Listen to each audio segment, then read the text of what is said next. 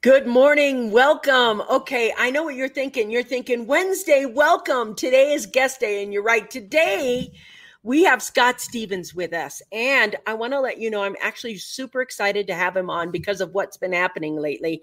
But I want to tell you the truth. We had a guest that had an emergency and had to back out in the last 24 hours. And I don't want to tell you the guests because we rebooked them. I'll tell you the guests when that time comes. But right now, I want to tell you, Scott is going to be joining us. And I've wanted to have this conversation so long. I was going to wait till Friday. And then I thought, no, we can have it today and then do Friday. So I want to let you know you are on the Success Secrets for Business, Family, and Life channel. This is the Coffee Break Show. I'm Vickie Helm. That's Scott Stevens. He's my Friday partner. He's my Wednesday guest. And it's brought to you by the Metadime Digital Network. And so you, if you're new here, welcome. If you're on Twitter, if you're on Facebook, if you're on YouTube, we go live on 5 or 6 platforms right now. And I want to welcome you to the show. I want to welcome you to the Metadime Digital Network, where you can see live shows every single day. You'll see the Coffee Break Show. Today, we're going to have another perspective. We have Unlocked with Tracy Wilson. We provide you with the up-to-date information. We share tips, tools, techniques. We share inspiration, motivation, and those things that are going to help you create thrivability in a post-COVID world. And I want to welcome you, Scott, to the show today. Thank you for being here. Glad to be here. Glad to be here, Vickie. You know, it's a snow day, so obviously our attire has changed from T-shirts to something a little bit warmer. We got long sleeves on. This is my next Do Good Stuff shirt. Yeah, and I'm looking out my window, looking at my neighbor, trying to undo the damage that our 6, 7, 8 inches of snow that fell yesterday and overnight has done to the property. So I'm like, you know, we're already cleaning up. From this mess. And believe it or not, this school district had its earliest snow day ever, 9 September for a snow day. Yeah. WTF. I know. That's the issue right there. I'm like, we're having so many weather anomalies, and I want to be talking about them as well. Listen, if you're new here, put your name down below and be part of the conversation. And if you are here and a treasured fan of the show, thank you for being here with us every single day. I like this.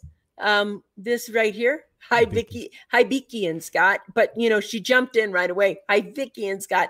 Hey, Susie. Nice to see you. That B and V key are really close together. They really with these are. Thumbs, I hit it more often than I should. I know. I get Vickie all the time. It's okay. I type Vickie myself all the time. Let's see. Always a pleasure to see Scott. Thank you for stepping in. Yes. Karen. Hi, friends. Let's see. Oh, my God. They barely started school. That's true. So I want to have a conversation with you, and I want to have it from a very professional standpoint. Everybody's talking about all of the weather changes in the world and the sciences and everything goes with us. I have a meteorologist and a scientist and an investigative journalist. This guy has been doing weather for all his life. As soon as he could say daddy, he said weather. And from that point on, even in his teens, he's been working for ABC, NBC, and CBS affiliates. We have been on this weather journey and meteorology journey together as friends for a long time. It's super fascinating. But I have so many questions, don't you? I do. I mean, is it real? Is it not real? What is geoengineering? Can they play with the skies? Can they not? Can they adjust our weather? Why are we seeing so many weather changes? We are going to go deep in that today. We are going to go where nobody usually goes before. Good morning and happy snow day. The number one thing I want to know first, Scott, and I really want this to be the biggest part of the conversation.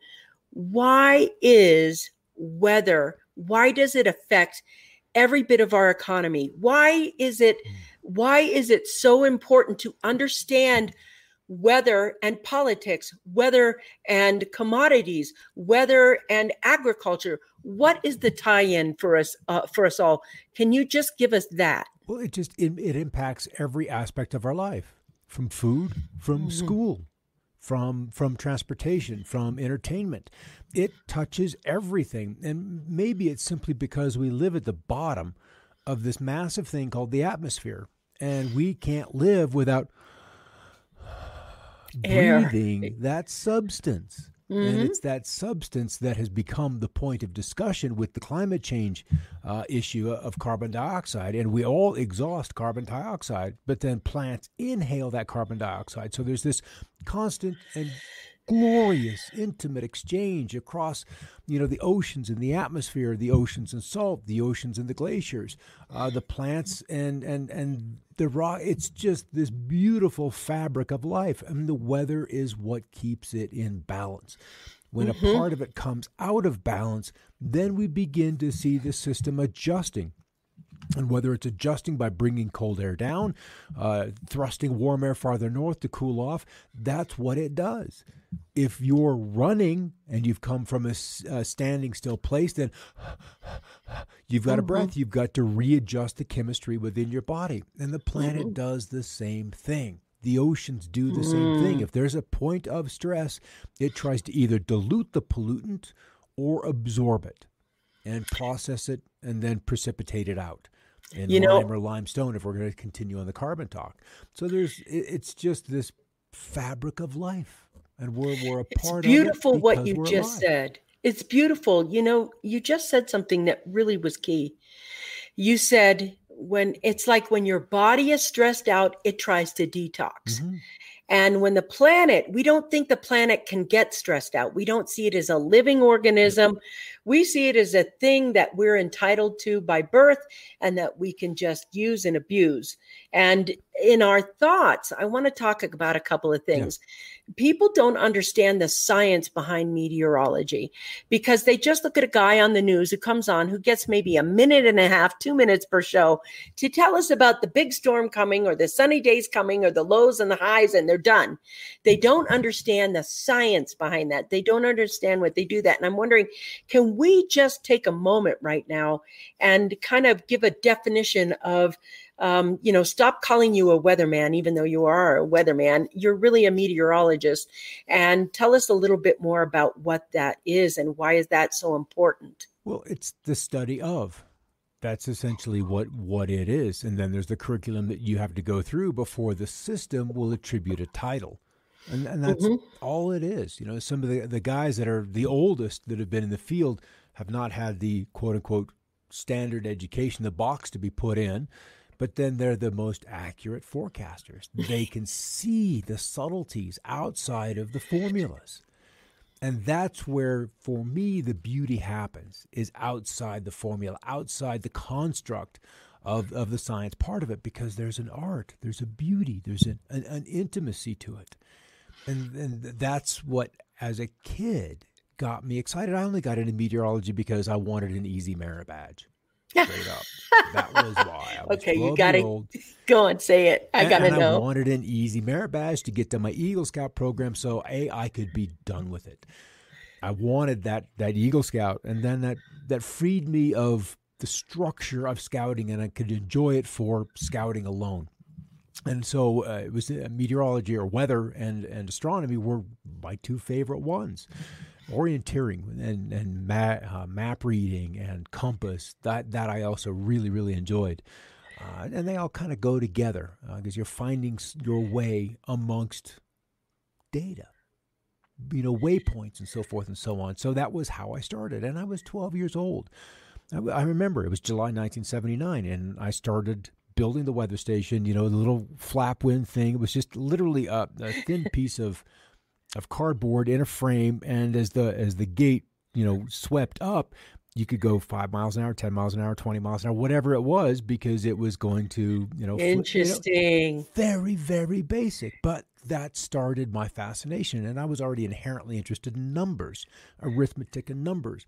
And so I kept a weather log, and part of it is I had a bedtime. 12 years old, I had a bedtime, and that was 9:30. But that allowed me to stay up to watch the late news, and the weather didn't get done until 10:20. So I finagled another 50 minutes of staying up with Dad, and I appreciated that time, even if Mom went back to the parents' bedroom a little bit earlier. So I had a couple of selfish motives for getting into weather, and one was to stay up later. But then I got to log the forecast and then what actually happened.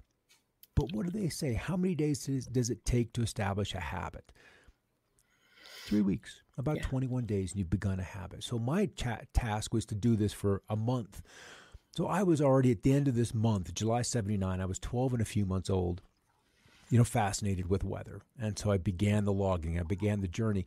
And it wasn't until like 7, 8 months later that I introduced myself to the local meteorologist, and we became fast friends. I became a weather reporter and observer for for my town. And ultimately, he was my mentor for the next 6 years as I finished school, and then off to college, and then ended up working in the same television market with him, for the last 10 years of my career. So it was really kind of divine how it all played All out. folded out. Yeah. I think it's so cool, but I just got to ask you, are you telling me you were an Eagle Scout? I was. I think that is so way cool. It's very hard to become an Eagle Scout. And I know two of them, actually. My nephew's father is a Eagle Scout, and you are an Eagle Scout. And that is just, that's something honorable about doing that. Thank you for that. I had no idea. A great scoutmaster too, and that made it really easy. We did a lot of things, and it was a really important part because I grew up rural. I mean, really rural. Mm-hmm. So it was good to have that. And then with parents of school teacher means that, when we were all kind of, in the lower income bracket, and that really helped us do things that would have never happened otherwise, whether it was camping and horseback riding and projects. So it was valuable. It was important. Cool. So I want to go, and I love how we've been talking about how weather affects everything, and that people understand, hey, look at this. Good morning, good evening, friends from Kurdistan. This is Sangar. Sangar, thank you for joining us from North Iraq. Good to see you, buddy. Glad you're on tonight. So what I want to talk about today is I want to talk about confronting our future with these weather anomalies. There are so many that are happening. We can't deny that something is happening, even though we may not quite know whether it's warming or cooling or a little bit of both. Change. And I'm good that it's just change. Let's label it change. And I'm kind of wondering, because I'm noticing how fierce the storms get. I'm noticing how the storms get to the point where they're a little larger and more frequent. And I want to know if that's an anomaly, an occurrence, or what are your thoughts behind what we're seeing in these storms or changes? I think there's two ways to look at it. One is that our data set isn't big enough to encompass a full cycle or two cycles. We're immature. Satellites have only been measuring, weather conditions from space for the better part of 60 years. And we only had them in the position to then look at sea ice and Antarctic ice and Arctic ice since 1971. That's as large as the data set is. So it's just now coming up on 50 years. So that is a very, very small part of the cycle. As to magnitude, I want to say yes and no. Yes, they're bigger, but the human memory is a freakishly short thing. We can choose to forget experiences and then latch on to the most recent one as being the most extreme I remember. And so we have print media. We can look back at, say, Australian fires and go, yeah, that was bad last year, but if you look through the papers, it was equally as bad within the written record. So you can attach, a great importance, a great emotional importance. But when it is compared to what has literally happened and on the record, it's not that exceptional. However, it does keep happening, and it keeps happening. And there's a pollution issue. That's a given. Yeah. There is a deforestation issue where the biosphere is under stress. There is problems with the chemistry of the oceans because the food chain is out of balance. Straight up, it's out of balance. It has been aggressively fished. We're seeing agricultural pollutants pouring in and creating dead zones. So there's a lot of stresses that are going on, and it would be well within the organism of Earth to come in and say, I need a break. I need a break. I need some time to sit down and catch my breath, to let my blood, my circulation system, the oceans, catch up with what I'm being asked to absorb. So it's well within spiritually the realm of the planet to say I need a break. And how does that get accomplished? How does it? And that was maybe part of the beauty of the COVID thing, that we saw humanity maybe not come to a full stop, but definitely slowed down by times 10. And then we're able to see the atmosphere clear out. We're able to see the life, the dolphins, the animals. That's part of the pandemic. Yeah. Yes.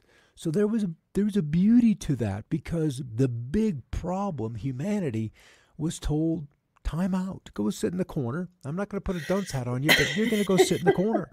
And then you can reflect on what's happening and see, just by a 3-week, a 6-week timeout, the impact that you've had on this planet. So I think it'll get resolved.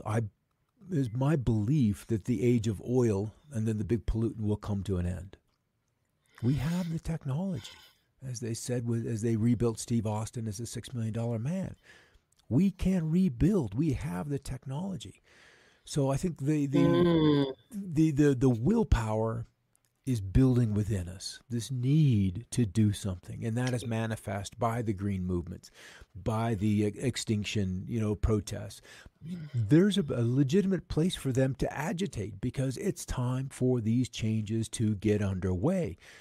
Yes. And there's a lot of precursors like Tesla and with the electric car, with GM and their first excursion into electric vehicles, into so-so green energy of the wind and solar. They're not truly green. They're truly not, and they're far from 99.99% reliable. They're not. And so they're not really a stepping stone that we can count on when we need to go down that path and put the weight of society and the weight of our lives on those technologies.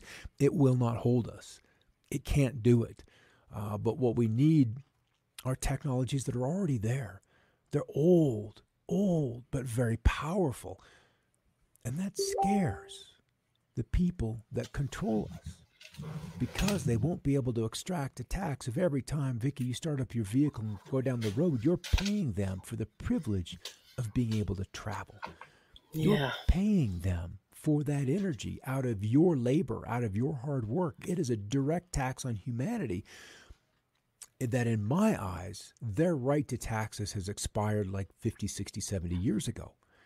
And so I get excited for maybe not the CO2 being the issue that breaks the camel's back, but nonetheless the concept that we need to change. And I think this COVID, this economic reset that's coming, it could end up as a terrible disaster. It could really go down one road and we end up Mad Maxy and we long for the days of reliable gasoline. I think that's possible. Or something else can step in and we can move to more of a Jetsons-like future, but with a much greater consciousness. I think there really is a fork in the road that is very, very close, and we're going to go one way or the other. Yeah. Either the light of liberty fails and we all descend into this totalitarian chaos, or we can power through it and stand on the future and really own it as spiritual beings and not consumption-oriented slaves. Yes, beautiful. Thank you for that. I think that is a vast look at the future with some optimism as well. I want to pop here with Donnie. This is a beautiful snowstorm. Yet we've heard about the crop damage that we will between Iowa weeks ago and those crop losses. What are the losses here in this area of the U.S.? It does not bode well for the present food supply for humans, animals, as in pets and livestock. So yes, crop losses have been huge around the world, haven't they, based on weather? Yeah, and there's fires that I think this is going to be a replay of what Australia went through last winter, which was the conclusion of their summer where, it was all the rage. And that story is just now amping up stateside. There was a story that came out of Spokane, Washington yesterday, and it was on Ice Age Farmer. If you haven't followed or seen Christian's work, I love his work. Yeah, it's worthy of note. It's worthy of note. If you haven't seen the Ice Age Farmer, go watch it on YouTube. And do me a favor, Karen, if you can find the Ice Age Farmer, put a link down in this discussion. He does fairly regular blogs, but his focus, and appropriately so, is on food supply. And how so many of these moving parts, weather included, and policy and COVID and all these other things, and how the tax code is generated, and how property tax and all of these things, and even licensing of food and patents and big industry, it all plays into food. But without a growing season, all of that becomes irrelevant. Yes. So what happened in Spokane yesterday was another eruption of a fire, and then it burned down a granary. So there's all of these farmers, they bring their harvest in, it goes into the granary, but now that is lost. Much like what happened along the Missouri River not this winter, but the winter prior, the flooding out and all of that surplus surface stored grains was lost. So there's just this little bit we take away. I should say there's chinks in the armor of what was, and we have grown accustomed to a food supply that is unbreakable. We grew up with that. That's right. Living in the bread belt, the wheat belt of the nation or the world, really, because we exported. I recall the 70s when there was this talk, a barrel of oil for a bushel of grain. Why not? Why not? And now, as I watch these grain futures, corn is up, rice is up, almost near 20-year highs, and still climbing. Soybeans are up near 5-year highs. And what is interesting is that typically, because this is a Chicago Mercantile Exchange thing, you have the powers that be constantly playing long and short and adjusting those prices to suit their needs, irrespective, in many ways, of the available supply. So the commitment of traders reports is they're long. They're net long. There are more folks long, meaning they're anticipating the growth of the price. The price will grow up. That food inflation will be a real thing that they can profit upon. That's true. I listened to that conversation last night on a YouTube economic show. Yep. So the big guys are now betting that prices go up.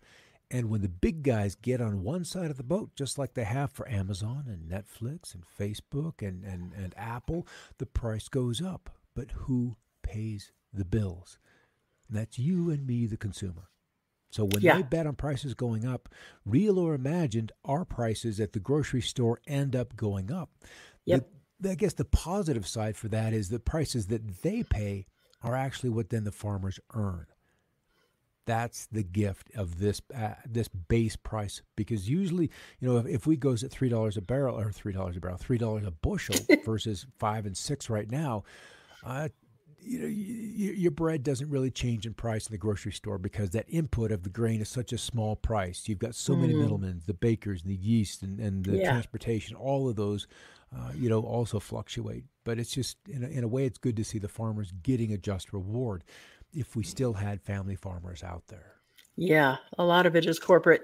I'm going to shift right now because I think one of the things that I want to talk about is in our world today, what is interesting, I think, is that for some reason, we think that we're connected globally, but we don't understand that while being connected globally, we still have this issue where what's the word I want to say? Where when something happens over here, it now affects everything. Most of the people have been watching the pandemic, but they haven't been watching or focusing on the floods that are happening in China or India or South Africa or the places where we have lots of food being made and lots of, they literally know there's going to be famine. And in North Korea, I think they already have famine protocols put in place. And I want to say South as well. Yeah, ultimately, because they're connected. That's right. We're all connected in that. Yep. But if you could just take a moment and explain the vastness of our supply chain and how it's connected and where it is so broken that people need to take an action right now. Well, there are multiple parts to that. And the one thing that you and I, Vickie, have talked about is the banking system and the U.S. dollar and the reserve currency. Without a medium of exchange, it doesn't matter where anything comes from because you can't get it aboard a ship. You can't get it on a manifest. You can't achieve a letter of credit. And even with the weather changes, these suppliers say Dole Foods, which brings in beans and brings in pineapple and so forth and so on. They're able to source those foods from somewhere else, even if they have to redeploy their own company-branded ships, as I saw from Puerto Rico. Hey, there's that Dole ship out there. They left with pineapple. They left with this. They left with that. But then if Puerto Rico goes dark, then they're like, okay, then I can't even use Venezuela now because they're under sanctions. So, okay, maybe Costa Rica, maybe. And this is the thing. When you have a failure of a crop in one location, you can go source somewhere else, usually. Usually. And that's what China has had to do with the sanctions here. The U.S. government, or at least Trump administration, has put on China. They've taken soybeans and they've just said, no, we're not going to deal with that from America. We'll go get them from Argentina. And then they'll literally almost even prepay these farmers. And because the incentive in yuan is so great, or maybe even dollar, because those nations still want to have trade in dollars, they'll go strip land, and we're back to a deforestation issue. We're back to a carbon dioxide surge to feed China those soybeans. So I think the economic issue will probably be the one that first trumps the availability of crops.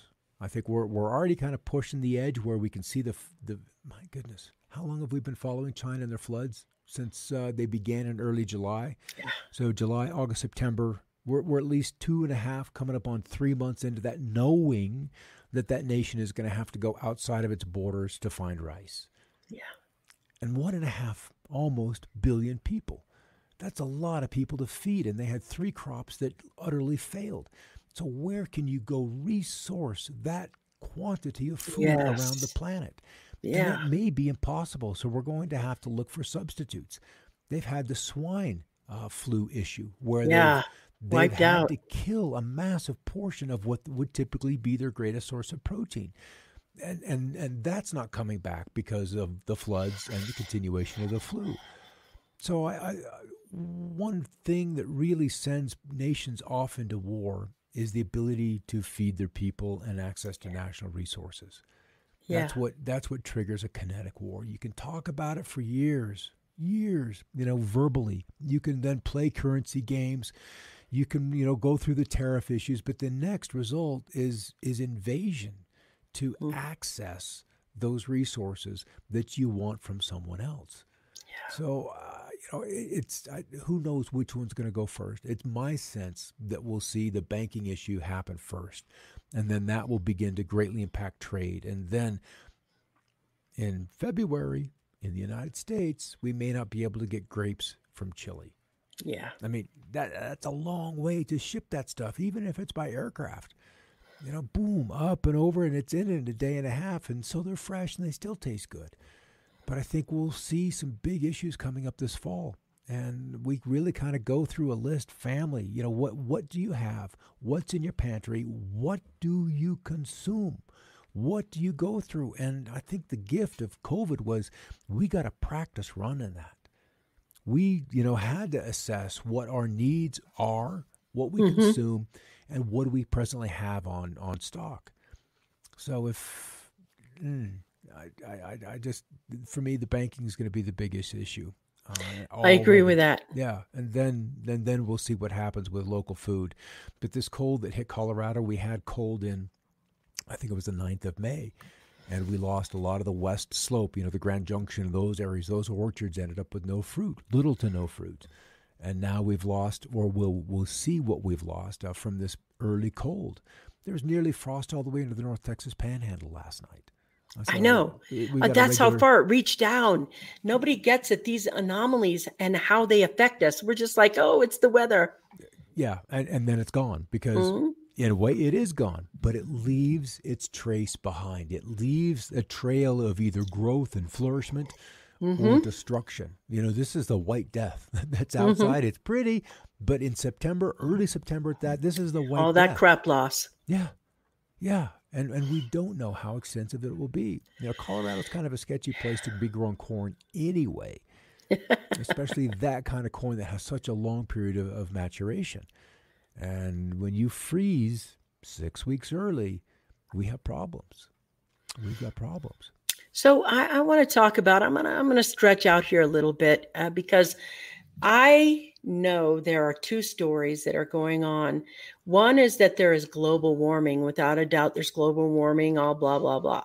I get that. Then there's another story that most people are not listening to, and it's called solar minimum. Solar minimum. Mm-hmm. And there's global warming and solar minimum. So I want to know, what is solar minimum? What is that about?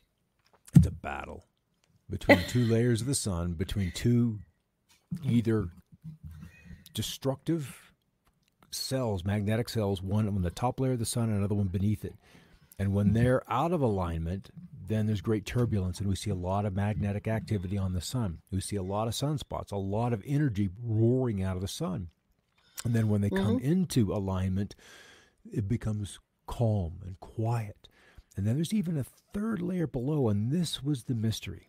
There was a Russian woman just elegantly kind of teased this data, this third layer, this third variable outside of historical data. And she's created a model with it, and it is her published work that this next solar minimum runs a minimum of 65 years, but probably more likely 90 years. And then there's on top of other larger cycles. So what that means is that we're in a different electrical environment, a different cosmic ray environment. As the sun relaxes and chills down, then that allows other cosmic energies to come in. There's a different electrical connection between the Earth and the sun and the rest of the planets. But if we do just a correlation, not necessarily causation, because that's the missing piece. If we could prove causation, then science would be all behind it, and we would go beyond the CO2 aspect and go, OMG, the sun is it. The sun's it. But if we just jump beyond that and go to causation, then we're looking at like a Dalton minimum. So we'll back to like 1680 to about 1820. And pull that period of weather history and then apply it to beginning in about 2015. And it takes a few years to ramp up, but from other bits of information that we've gotten, it'll be about 2023 that it becomes apparent that carbon dioxide isn't doing the job that it was supposed to be doing in keeping us warm. And it could just be a function of Vickie, that we see these early frosts. And next year we see another round of early frosts. And there are so many crops left in the fields in Canada and North Dakota last year and the year before. So if it happens again, this will be the third consecutive year. And then you've got to say something. Fascinating. You've got to question what's really going on.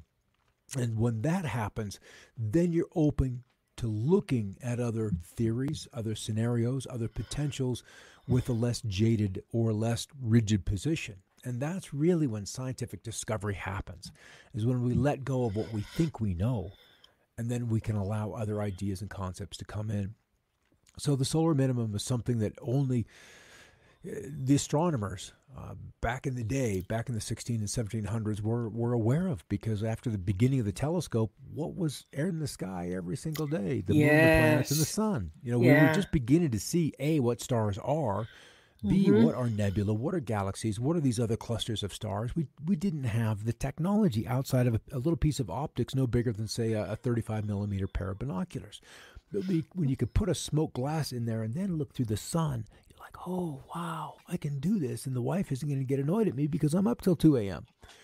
So you can keep this log, and we have this very, I don't want to say rare, but precious history of sunspots and the beginning of the migrations of the sun from the higher latitudes to the center, and then it stops. And then it begins at the higher latitudes of the sun in the southern hemisphere and northern hemisphere, and they work together, and there's this whole butterfly pattern. It's an amazing science, but it corresponded to some very cold weather in Europe. And if you throw that 300-year cycle backwards, we begin to look at the Norse and the Vikings up in Iceland and up in Greenland, and the potential that they got all the way to Newfoundland, Canada.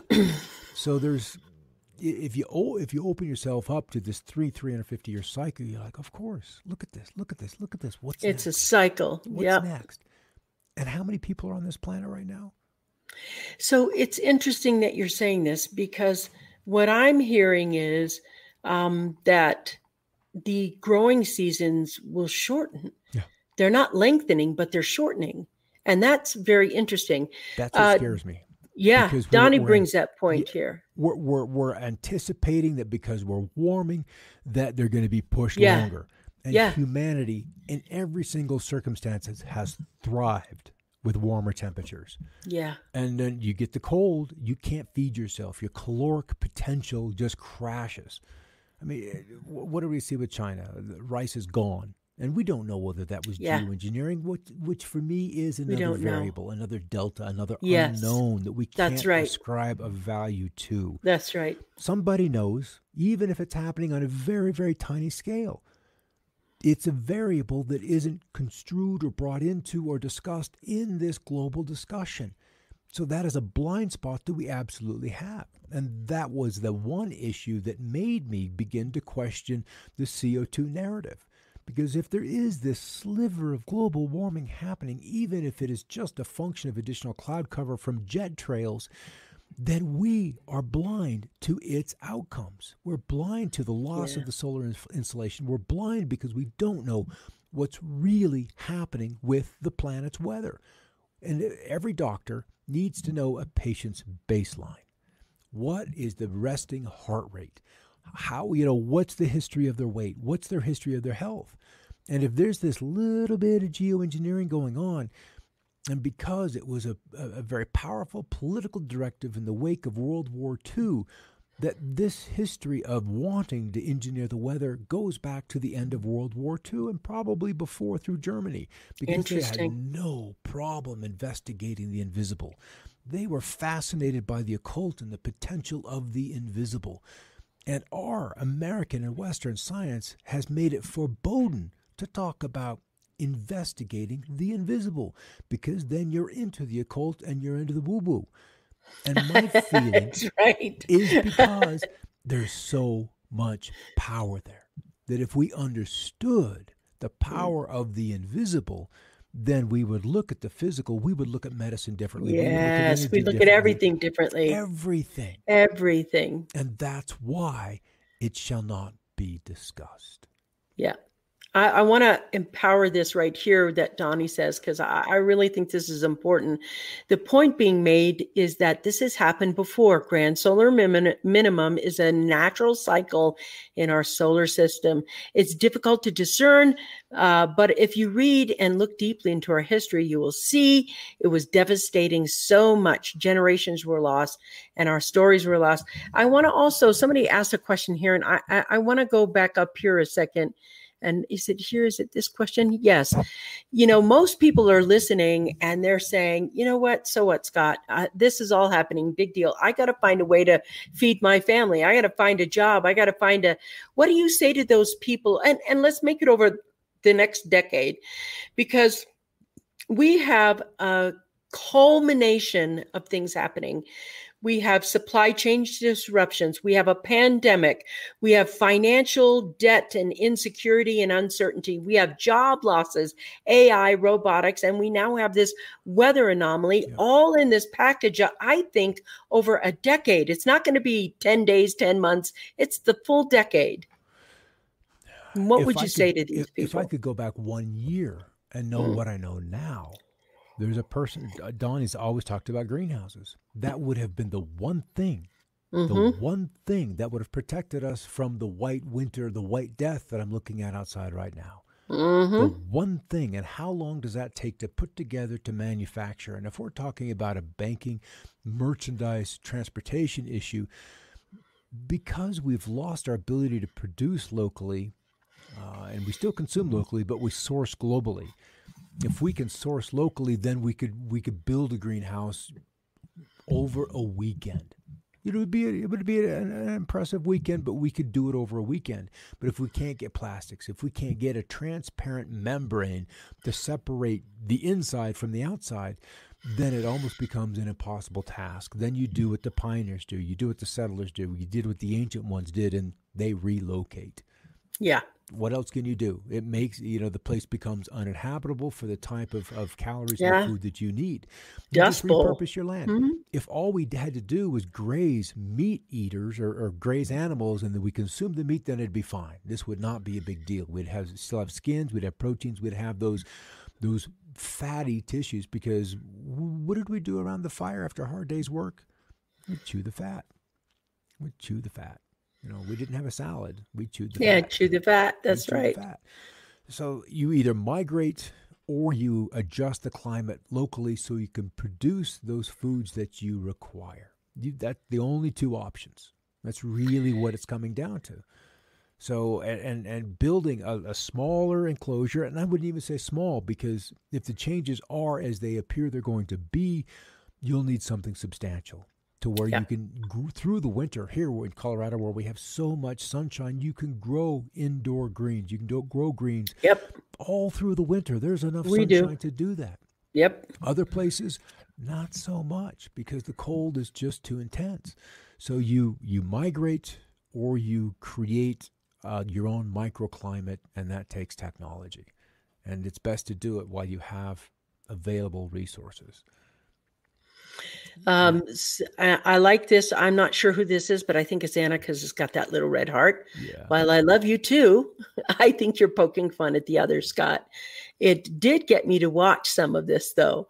And I like that. That's good, because it's always this perspective of being open to learning new details. And there are some of the offsettings of what people believe in, the science behind it, and what's actually happening and what you need to do. I mean, greenhouse, big, important. Are you moving? Are you staying? It's like right now, I think one of the most important things you can have is freedom and mobility, the ability to go where you need to go, and take your income with you. It's unfortunate because we're talking about science over here. Who pays for the science? Mm-hmm. That's the unfortunate thing right now, is that it is not decentralized like it may have been in the past. It is very centralized. You have the National Science Foundation, and they fund so much research, but it comes with strings. Just like the EPA and other agencies prior to the explosion of fracking, they needed that oil. And they needed the science to say that it was safe to frack and to inject all of those wastewater products into the water table. They had to have the science corrupted so they could get the outcome that they wanted. And when you have an agenda that is as grand as the Club of Rome or Agenda 21 or all of these other UN-funded, their annual budget is... Lots of money. Yeah, it's a lot. It's really, really high. But it's all to bring humanity under one umbrella. And as an ignorant dude in his 20s, I thought the unification of Europe and that open transit was a beautiful thing, and it was for a while. But then now it's a big failed experiment. Yeah, sovereignty was sacrificed. Yeah, for the greater whole, and it's sold like a box of cereal. It's sweet and it's tasty, but there's just nothing in it for you that is lasting. That's not good. Greenhouses need to be more complex. There's a guy in Nebraska who grows oranges all year round, but his greenhouse isn't exposed on 6-7 sides to the elements. He's dug into the ground. So you can have the planet that's, as a thermal battery. And that is so important, that you can protect yourself against a good cold Arctic outbreak of -20. That down 10 feet, you're still being able to draw in 50, 55 degree air. And then you can supplement it with solar. You can supplement it with some other heat source, or even light if needed.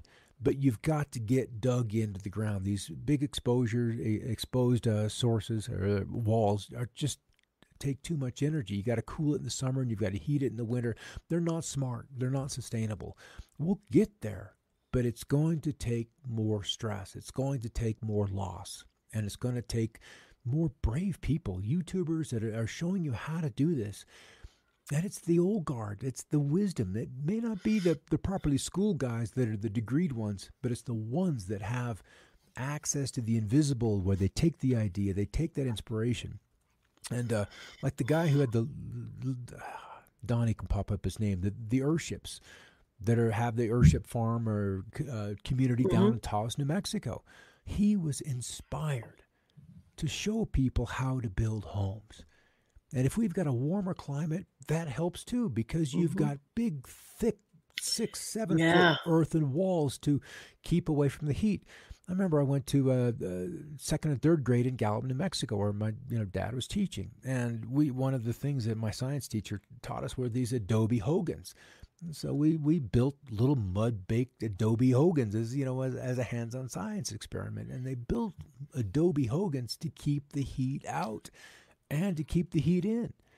So we've got to completely do away with this 2x4, this timber building, and it's just not generational homes that you can go deep into debt and then pass on to your kids. It's just I'm excited for the change. It's going to be a little painful, but like we started the show off with, Vic, I hope we don't go Mad Max, that we can actually go through and do this in a very And I powerful thank you. spiritual way. Thank you. A powerful spiritual way. Look at this, what came up. Hey, Linda, nice to see you on, my friend. I love this comment right here, and I love her wisdom. Acting while there are resources is critical, as is having a positive mindset. You got that right. Yeah. Anyone who doesn't already have gardening, canning, and other homesteading skills should acquire them right now. And I cannot tell you how important this is to me. You guys have heard me say it. You've seen me do it. We've made videos and take pictures. I think this is one of the most important skills that you can have right now. Gardening, canning, and other homestead skills should acquire them. And doesn't it just go without saying that we all need multiple streams of income and the ability to work from anywhere? And this is the thing, freedom and mobility. And these are the skills of the future. There's a guy, Chris Martenson, whom I absolutely love. I think he's got one of the best podcast shows. If you haven't seen it, put Chris Martenson below, put his link down below. This guy, Peak Prosperity. This guy is a big time Wall Street scientist, et cetera. He's got a doctorate degree in some sort of science of disease or something like that. I can't remember what it is, but he left everything to do his home business, which he does. He's got his show and everything else. And he's got this fabulous garden in the back. And that's all he's talking about right now. And the thing about that is, when we say, what is having a positive mindset? And right now, one of the things I think that's so important about having that is a positive mindset is going to view everything. And right now, you're going to sink or swim. In the future, you're going to sink or swim based on your attitude, based on your perspective, based on anyone or who doesn't have these skill sets of gardening, canning, and other homesteading skills should acquire them, including homeschooling, because we may see a lot more of that coming up. Yep. But when you're looking at the future, a positive mindset isn't somebody who sticks their head in the sand. It's somebody who looks and says, oh, I see the storm on the horizon. This is what I must do to get that, ready for that storm. And that is the most important thing I think we can take a look at. Linda, thank you. I love the insights here. I love your perspective, and I loved your point of view as well. That was really important. And I think Donnie has that same importance. He's like, get your greenhouse up, learn how to do it now, get your gardening up. It's like these shortages, these things have happened. The pandemic happened, the financial markets happened. We all know the world, not the United States, the world is going to go through a season of winter. It's a season of slowing. And this season is spiritual. We drop our consumerism and we start becoming a little more simplistic in our lives. We like the simple things and the simple joys, a cup of coffee and a conversation with a friend. We're not working to the point where we're working for just absolutely to pay off our debt because we are so addicted to consuming. And I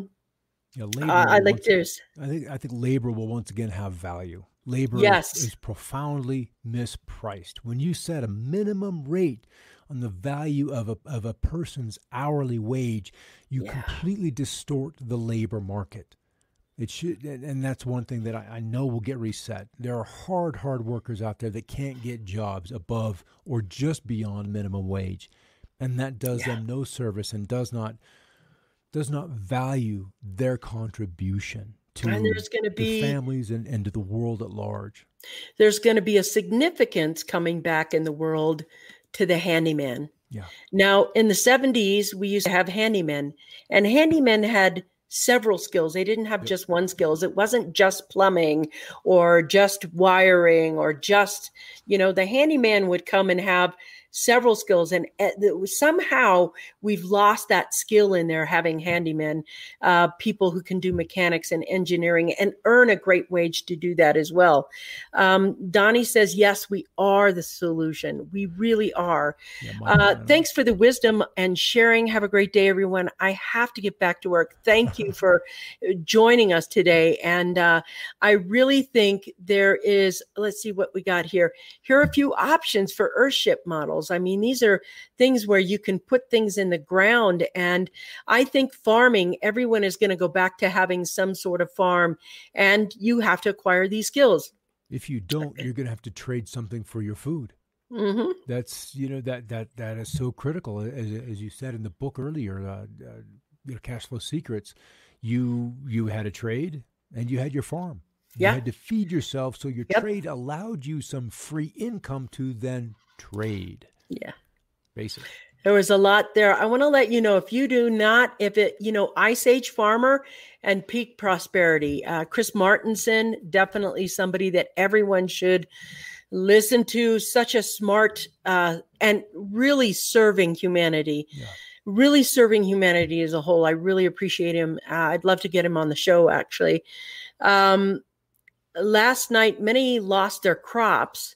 But if greenhouses were the norm, even a small greenhouse attached to your home to help warm it, but also utilize your carbon dioxide that you create now, that is an aspect of the symbiotic relationship. I just want to say thank you so much. This has been so enlightening, Scott. I think that so often we don't allow ourselves the ability to learn more and get a more vast perspective.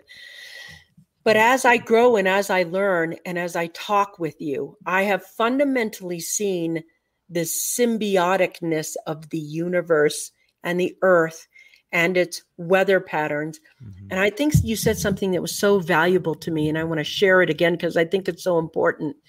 The earth needs a break, and she took one.